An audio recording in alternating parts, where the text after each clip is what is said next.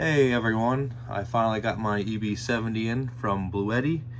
I'm going to do this video for a quick unboxing and test a few things with it and maybe go over some specifications to see if it might be the right fit for you.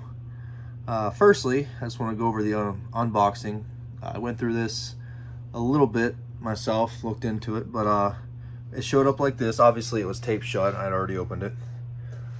Once inside, there's another box. This little handle. One sec.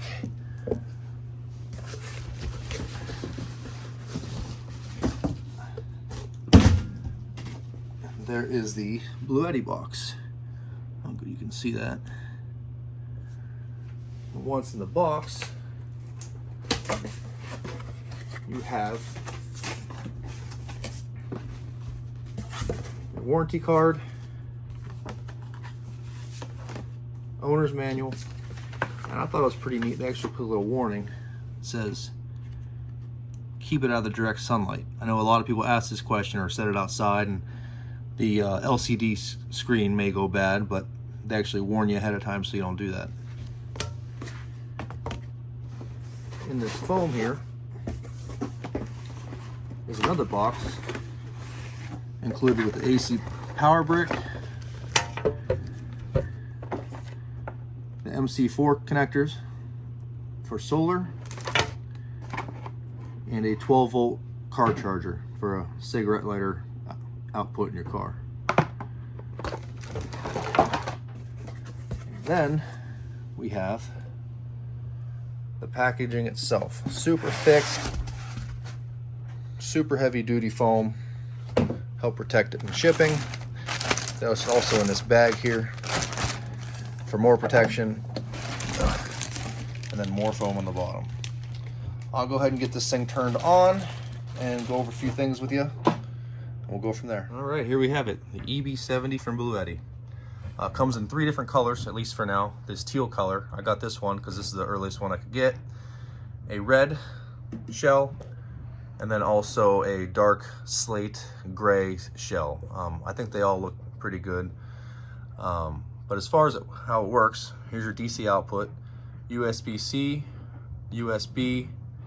These connections are for things like CPAP machines that may have that pole that goes in there.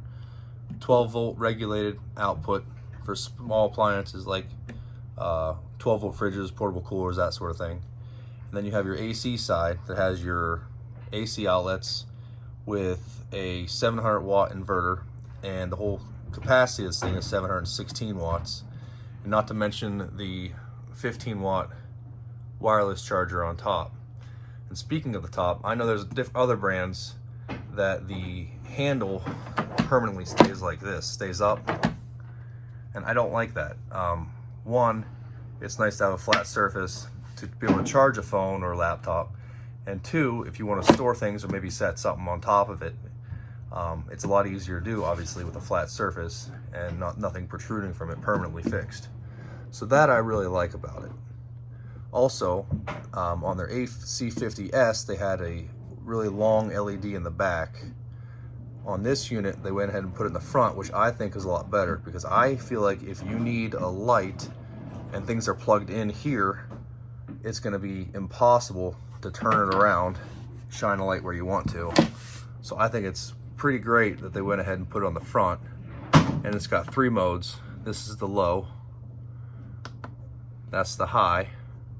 And you push it again, and it blinks in an SOS in case you're in danger and you need some help. All right, so to turn each side on, they're separate, so that way if you're only running AC, electronics, or whatever you may have plugged in here, you only have to run the AC side. Same goes for DC, so that way there's no unnecessary waste running other components in here that you may not need to. So to turn it on, just push and hold, and push and hold. And it can simultaneously run AC, DC, only AC, only DC. But it's just as simple as that. And turn it off, push, hold, push and hold. Up here, you have your solar input along with your AC input, along with your car charge input. It's all the 8mm, same input, just different connections on the other end. We'll get to that a little more later.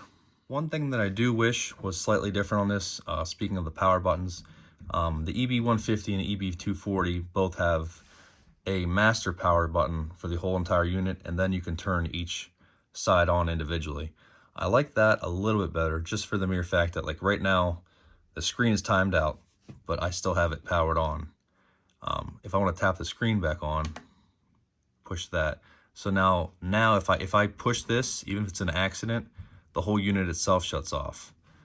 Before, on the EB150 and EB240, you had to push and hold the power button for a couple of seconds, which I think would prevent a couple of maybe accidental turning it off accidentally. So now that the screen's on, if I touch this, it turns off. That's one thing maybe they could change in the future. That's just my 2 cents. What I would prefer to see, I think. Speaking of the solar, it takes in 12 to 28 volts, 200 watt max. Bluetti has their 120 watt panels and their 200 watt panels that would work perfectly with this. One would suffice. 200 watt in full sun would charge this in probably about 3.5 to 4 hours. If you want to put 2 to this, you cannot do them in series. You have to wire them in parallel to keep the voltage low enough, but you can double up on the wattage, and it'll only take in 200, which is pretty nice. All right, getting into it a little bit. As I mentioned before, it has a 716 watt hour battery, 700 watt inverter, with supposedly a 1400 watt peak. I believe it'll do that for a couple seconds before it kicks off and gives you an error code. It weighs about 21 pounds, super handy handle up there. Just like the AC200P that I did a few weeks ago. Super solid. It's all made of hard plastic. No give, no creaks, no bends. You could tell the craftsmanship and the quality is there with this thing. But we'll go ahead and get into some testing and see what it can run, what it can't run, and go from there. A couple of things that are also different. If you notice on the display, it just says, oops, input and output. Input obviously is how fast you're charging it. Output's obviously what's coming out of it. What's different on here, and it may be just what I'm used to seeing, so it's maybe a little more convenient for me versus what this is. It has the output, and that's going to be the total between the AC and the DC side. I kind of like seeing what's going out of each, but again, that's just a little personal preference. And they kept with the bar percentages of your battery life left. 0 to 20, 20 to 40, 40 to 60, 60 to 80, 80 to 100. So you don't get an exact amount as to what you have left, but it'll give you a rough idea. I'm not sure if that's just the EB line. I know the AC200P has your exact percentage. Some folks don't like that, some don't mind. It doesn't really matter to me. It is nice seeing the exact percentage, but at least it's still a pretty good visual as to what battery life you have left. One thing that the EB70 is going to be much better for than, say, the AC200P is running smaller loads. For example, I have my Dometic CFX3 75DZ here. It's a portable 12-volt fridge, or it also has the AC adapter if you want to plug it in here, but you'll lose some inverter efficiency. This has been sitting at room temperature. I haven't used it in quite a while, so the compressor is running right now. Once it cools down, it's obviously not going to run as much, but with the compressor running, I'm pulling 46 watts. If it ran constantly, it would run a really long time, even just with the compressor on. But this is so well insulated that once it cools down and there's food in there and everything, that the compressor is not going to have to kick on that much. And this thing is going to run my fridge, if I needed to, off grid for camping, travels, whatever it may be, for a very, very long time. Okay, so now I plugged it into the AC, and it seems to be hopping between 46, 47 most of the time. It just spiked up to 54 for a brief second, which is really surprising to me, because that tells me that this roughly has the same amount of efficiencies out of the DC and the AC, which I didn't think was true, but I'm going to let it run for a little while and see what happens and see if it changes. But it was running at 46 watts to the DC, and it's running at 47 to the AC, so the same thing. Just kind of interesting to me. I'm not sure why, but I always thought there was some efficiency loss running through the AC going through the inverter, but apparently, at least running my fridge, or maybe it's the EB70, they're about the same. All right, I just rounded up a couple of the quietest things I think I could find to plug in so you can still hear me. I have my fridge plugged in up here still. That's in the DC. And I stole my wife's hair curler thing and that guy. As you can see, they're both on, turning on, and this thing is switched to, where's it at? There's this on switch there. Trust me, it's on. I just wanted to show that you are able to run both sides at the same time without any problems. Run about 160 watts, so if it was to pull these the whole time, you're looking at almost 3.5 hours worth of run time. But as these hair things warm up, looks like it's pulling more and more and more. And actually it's cool, the fan just kicked on once it hit 400 watts, which is nice. And you can tell the fan, the internal fan, to keep the unit cool, actually rather quiet. But that's that, so you can run regular household, small appliances on there if you need to. It's pretty neat. All right, so keeping with the same theme, I guess, I took my wife's hair dryer. I'm gonna go up in steps with it so you can see the wattages that it uses. What I wanna do is run it over the 700 watts that the inverter can power and see how long it can run before it shuts off and gives me an error message. But I need to pay attention here because I have my Google Home plugged in here as well. So when it kicks off, I need to watch here and make sure that I can see about how long it was.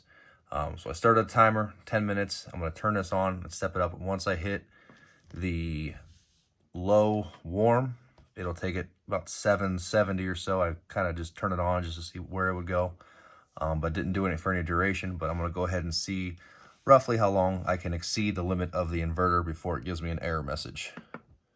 So let's go.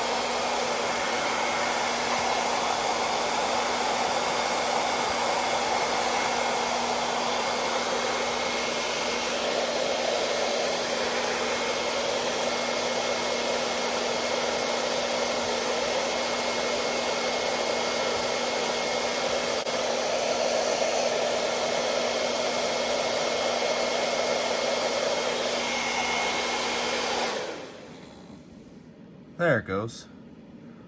About a minute, over a minute went in, and nothing was happening just with the hairdryer. So I went in and plugged in the 12-volt fridge in the AC side just to give it a little more wattage out to see where it would kick off or how much longer it would go. What I do like is that right there. Instead of it giving you like a code that you have to go look up and try to figure out, it tells you right on the screen, overload. That's really nice. That way you know exactly it wasn't any sort of fault or anything like that. And then to reset it, you see the green light for the power turned off. So all you have to do is just push and hold. And it turns everything back on to where it was. Google's kicking back on, and my cooler fridge should be turning back on as well. So that is a nice feature that it actually tells you what the specific problem is without you having to either look it up online or dig it up in your owner's manual. All right, so I think I talked enough about the outputs of the device. You can work simultaneously, one or the other. I kind of tested the limits, see what you can and can't run with a couple small household appliances. One thing I haven't talked about yet is the charging. I have the AC brick plugged into my outlet here in my house. It has pass-through charging.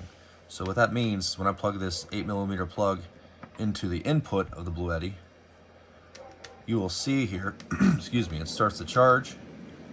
So the brick will charge roughly 200 watts. So whatever you have going in, you either add or subtract that if it's greater than or less than a 200 watts, and that's your net charge. So I'm bringing in 197 and the output is 50. So that means I'm charging at roughly 50 watts on top of even being able to use it. But now if my output, say, was 400, if I have more things plugged in, say the hairdryer going or whatever, my input's 200, I'd be losing 200. So it still drains it, but as soon as you turn it off, it'll charge it, or it'll drain it a lot slower than it would if it wasn't plugged in at all. So that would work great for the car charging aspect of this, and something like a fridge, because the compressor is not always running. So when it's not running, it's going to charge it quicker the whole time, charge this quicker the whole time when the compressor's not on versus when it's on, and you'll always have power to the Bluetti in your fridge or whatever else you might need it for. So that's a really nice feature that they do. So would I recommend this to buy for somebody? Absolutely. The couple of small dislikes that I have are definitely outweighed by the positives of the high battery capacity, high inverter capacity, the pass-through charging, and all the features such as the wireless charging, the dual 100 watt regulated USB-C outputs, which is huge for phones and laptops anymore, and just the overall design. It's solid.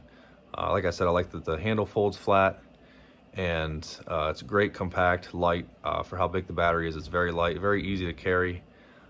So I hope this video helps maybe make a decision on which way you want to go with one. But like I said, I would greatly recommend it. It's a great unit. I will do some more tests here. What I want to do is do a long-term test, a longevity test on my Dometic fridge. I'm going to cool it down first completely using the wall outlet here at home, and then I'm going to put some food in it as I would have the one side be a freezer, one side be a fridge, and then just do a battery test on it, see how long it lasts.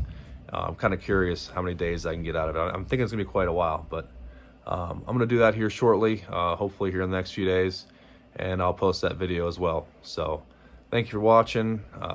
Hope you guys have a great evening, great day, and be safe.